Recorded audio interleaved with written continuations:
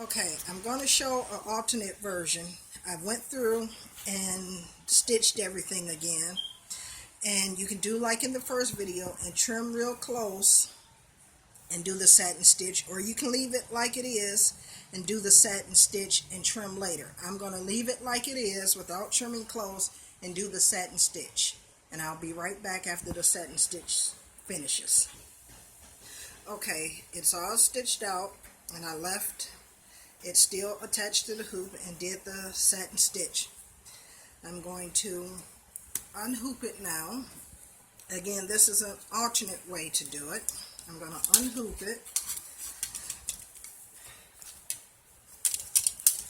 and before I cut it out, before I cut the patch out, because this version you have to cut real close to the edge of the patch since you left the fabric on as well.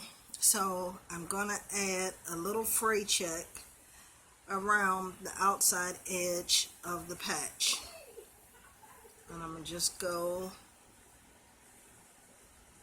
around like this, and this is going to help when I cut it out in a little bit.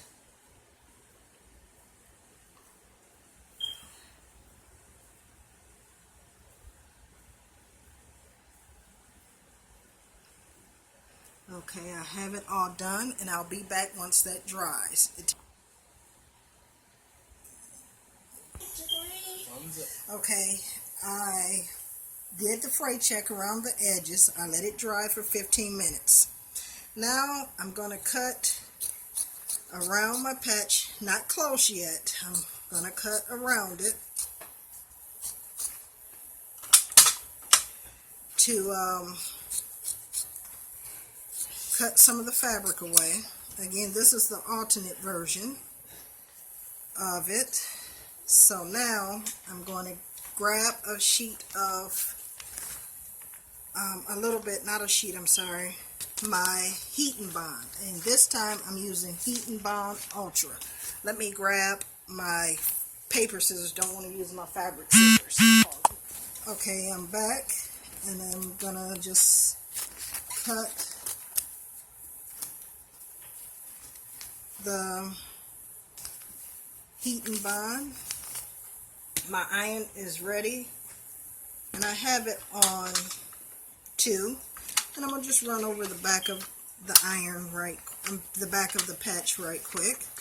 And now I'm gonna apply my Heat and Bond, and there's a rough side and the paper side is smooth. You want to put the rough side down, and I'm just gonna lightly go over it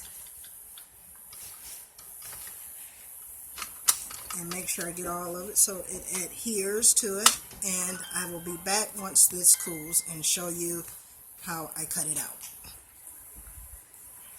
I left the paper on the back still for the Heat and Bond, and I'm gonna cut again around it.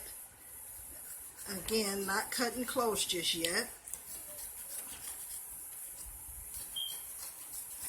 And for me, to help me get ultra close, I like using my little bare scissors. And I'm going to just start and cut real close to the edge without cutting the satin stitch. And once I get it all cut out, I'll be back. Okay, it's all cut out. Again, I still have the paper on the back. I have my fray check again. It's cut as close as I could get it without cutting the stitches. So I'm just going to take my fray check and go along the edge of the patch on all sides. And once I do that, I'll be back yet again. Alright, I got fray check along the edge. Now I'm going to let it dry for 15 minutes, and when it dries, I'll be back to show you the final step. Okay, it's been 15 minutes. The fray check has dried around the edge. You peel off the back paper and Here's your heating bond that's stuck to it, so thus you can iron it on, or if you like, you can sew on the patch. And all finished.